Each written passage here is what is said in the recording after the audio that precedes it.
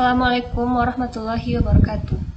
Perkenalkan, saya dari kelompok 1 Budaya Tanaman Pangan akan mempresentasikan hasil diskusi kami tentang konstitusi dan rule of law yang beranggotakan yang pertama itu saya sendiri, Elisa Wulandari, yang kedua Justisia Renita Poruk, yang ketiga Mudri Adiningsih Khairunisa, yang keempat Indah Afriyesih, yang kelima Aferi Afram, yang keenam Arfan Asyarasid, yang ketujuh Winda Robiatul Adawiyah, yang kedelapan Widya Jessica Wulandari, yang kesembilan Justiandra Winata Putra Sembiring, yang kesepuluh Bagus Pribadi, ke-11 Layatul Fadilah, ke-12 Paku Alam Hasibuan, ke-13 Puja Ramadhani, yang ke-14 Humairah, yang ke-15 Febri Pakpahan, dan yang ke-16 Ratna Aulia.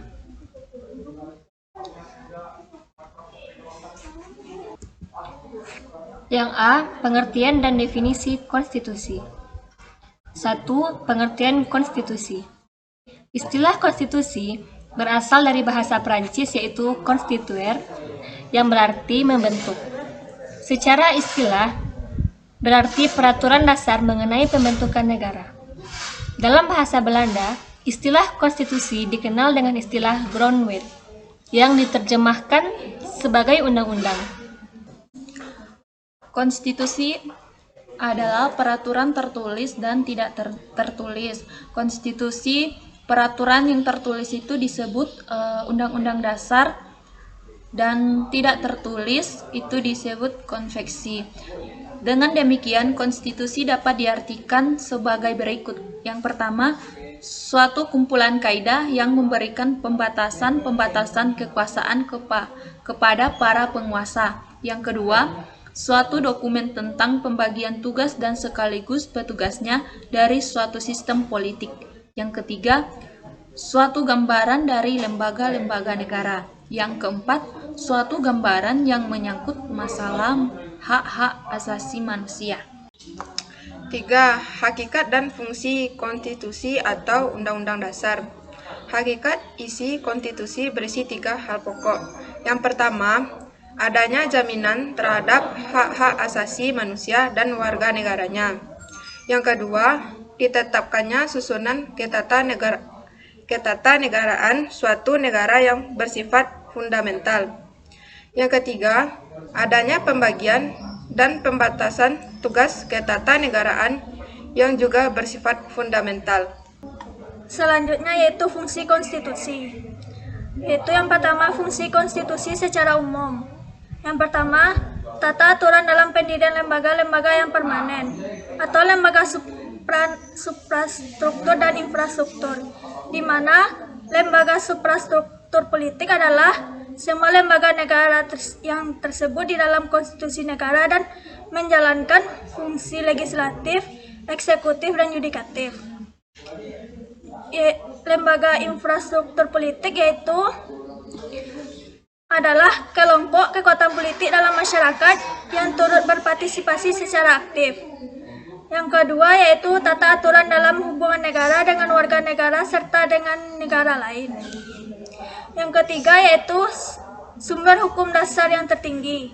Artinya bahwa seluruh peraturan dan perundang-undangan yang berlaku harus mengacu pada konstitusi atau undang-undang dasar. Selanjutnya, fungsi konstitusi secara khusus dalam negara demokrasi dan komunis. Di dalam negara demokrasi, fungsinya yang pertama adalah membatasi kekuasaan pemerintah agar tidak sewenang-wenang. Yang kedua, kekuasaan cara yang efektif dalam membagi. Yang ketiga, perwujudan dari hukum yang tertinggi atau supremasi hukum. Di dalam negara komunis, fungsinya yang pertama adalah cerminan kemenangan-kemenangan yang telah dicapai. Yang kedua, pencatatan formal dari perjuangan ke arah masyarakat komunis. Yang ketiga, dasar hukum untuk perubahan masyarakat yang dicita-citakan. 4. Dinamika pelaksanaan konstitusi Undang-Undang 1945. Dinamika pelaksanaan konstitusi Undang-Undang 45, Undang-Undang 1945, Konstitusi RIS, dan Undang-Undang 45. Perubahan tersebut secara sistematis dapat dikemukakan sebagai berikut. Pertama, Undang-Undang 1945 berlaku pada tanggal 18 Agustus 1945 sampai 27 Desember 1949. Yang kedua, Konstitusi RIS berlaku 27 Desember 1949 sampai dengan tanggal 17 Agustus 1950. Yang ketiga, Undang-Undang Dasar sementara berlaku 15 Agustus 1950 sampai dengan 5 Juli 1959. Yang keempat, Undang-Undang Dasar 1945 berlaku 5 Juli 1959 sampai dengan 1966. Yang kelima, Undang-Undang 1945 pada tahun 1966 sampai dengan 1999. Yang keenam, Undang-Undang 1945 Amandemen 1999 berlaku pada tahun 1999 sampai sekarang. 7. Proses perubahan Undang-Undang 1945. 5. Institusi dan mekanisme pembuatan konstitusi Undang-Undang Dasar 1945, UU, Perpu, PP, dan Perda. 1. Mekanisme amandemen konstitusi Undang-Undang Dasar dan pembuatan UU, Perpu, PP, dan Perda. Mekanisme amandemen konstitusi Undang-Undang Dasar 1945. Yang kedua, mekanisme pembuatan UU dan Perpu. Ketiga, mekanisme pembuatan UU atas usul inisiatif DPR RI. 4. Mekanisme pembuatan Perda. Dan yang kelima, mekanisme pembuatan peraturan pemerintahan.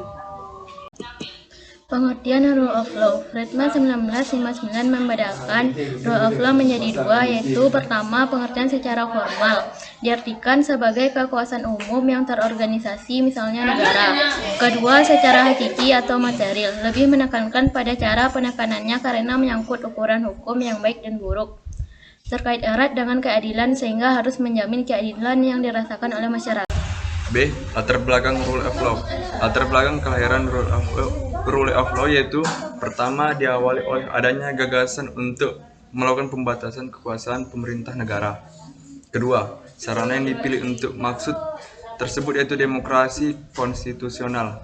Ketiga, perumusan yuridis dari demokrasi konstitusional adalah konsepsi negara hukum. Fungsi Rule of Law. Yang pertama, yaitu jaminan secara formal terhadap rasa keadilan bagi rakyat Indonesia. Yang kedua, yaitu keadilan sosial, sehingga diatur dalam pembukaan Undang-Undang 1945 yang bersifat tetap dan instruktif bagi penyelenggaraan negara. Prinsip Rule of Law. 1. Negara Indonesia adalah negara hukum. Pasal 1 ayat 3 yang berbunyi, Undang-Undang Dasar 1945 menegaskan bahwa negara Indonesia adalah negara hukum, mengandung pengertian bahwa segala tatanan kehidupan berbangsa, bermasyarakat, dan bernegara adalah didasarkan atas hukum. 2. Kekuasaan kehakiman merupakan kekuasaan yang independen. Terdapat pada pasal 24 ayat 1 yang berbunyi, kekuasaan kehakiman dilakukan oleh sebuah Mahkamah Agung dan lain-lain badan kehakiman menurut undang-undang. Selanjutnya, prinsip Rule of Law nomor 3 yaitu setiap warga negara bersamaan kedudukannya di dalam hukum dan pemerintahan atau equality before the law. Pasal 27 ayat 1. Nomor 4 yaitu berhak untuk bekerja, mendapat imbalan dan perlakuan adil dalam hubungan kerja. Pasal 28D ayat 2. Baiklah, selanjutnya tentang dinamika pelaksanaan Rule of Law. Yang pertama itu kepolisian, yang mana memiliki fungsi dan wewenang memelihara Kamtibnas, penegakan hukum serta pelindungan dan pelayanan kepada masyarakat. Selanjutnya, kejaksaan mempunyai fungsi dan wewenang melaksanakan kekuasaan negara di bidang penuntutan, penyidikan, dan khusus berdasarkan KUHP. Yang selanjutnya, bidang KPK mempunyai fungsi dan wewenang supervisi, koordinasi, monitoring, penanganan, pencegahan, penangkapan, serta penyelidikan dan penuntutan tipikor. Yang selanjutnya, institusi Mahkamah Agung mempunyai fungsi dan wewenang pengadilan pada tingkat kasasi, menguji peraturan perundang-undangan terhadap undang-undang. Yang selanjutnya, institusi Mahkamah Konstitusi mempunyai fungsi dan wewenang menguji undang-undang terhadap Undang-Undang 1945, memutuskan sengketa kewenangan lembaga negara, memutuskan pembubaran partai politik, dan memutuskan perselisihan tentang hasil pemilihan umum. Dan yang terakhir, tentang Pengadilan Tinggi dan Negeri mempunyai fungsi dan wewenang untuk tingkat provinsi dan kabupaten yang menyelenggarakan peradilan perdata dan pidana di tingkat kabupaten dan kota, serta tingkat banding di peradilan negeri. Kajian kasus konstitusi dan rule of law. A. Contoh pelanggaran konstitusi dari masa ke masa. 1. Mencoret-coret bendera kebangsaan. Bendera merupakan simbol NKRI yang diberi warna merah putih. Bendera merupakan nilai sakral dan amat dihormati. Maka tindakan seperti mencoret-coret bendera termasuk ke dalam salah satu pelanggaran konstitusi. 2. Penyimpangan ideologis. Pelanggaran konstitusi yang berikutnya adalah berkenaan dengan penyimpangan ideologi. Dalam hal ini, tertuang secara jelas bahwa ideologi bangsa Indonesia adalah ideologi Pancasila. Jika terdapat tindakan mengubah atau mengganti ideologi ini, maka termasuk pelanggaran konstitusi. Yang ketiga, penyimpangan kekuasaan. Di dalam konstitusi telah jelas terdapat pembagian kekuasaan antara badan legislatif, eksekutif, dan yudikatif.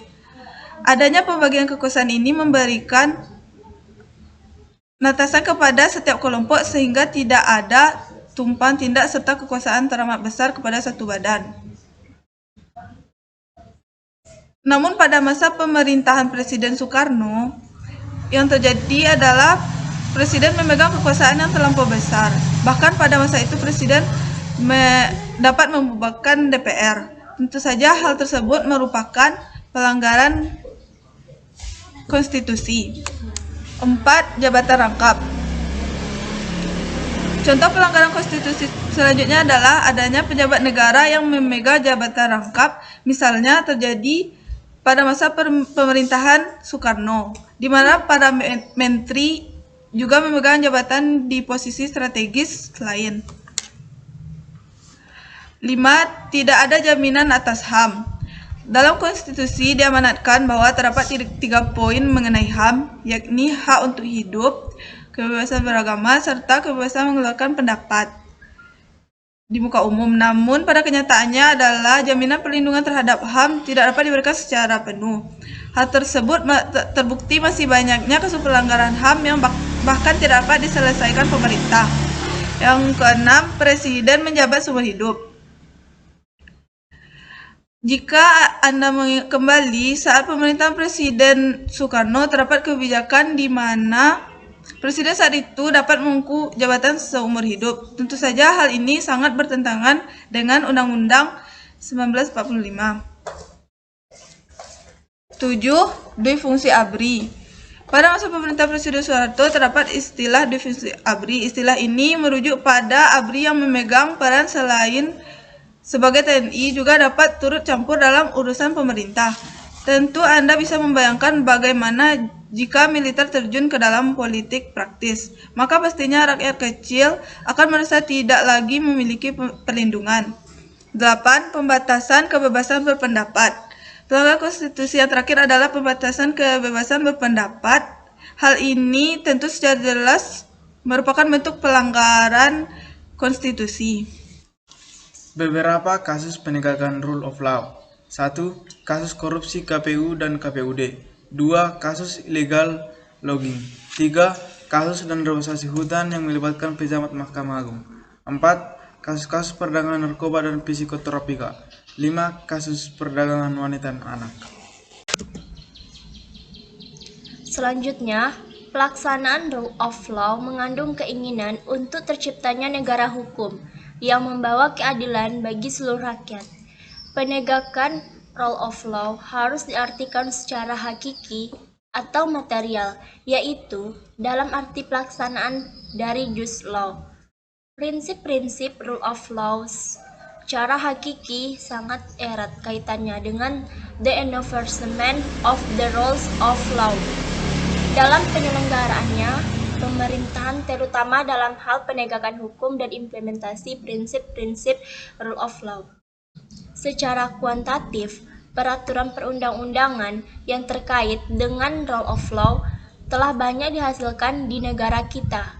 Namun, implementasinya atau penegakannya belum mencapai hasil yang optimal, sehingga rasa keadilan sebagai perwujudan pelaksanaan terjadi di pelaksanaan rule of law.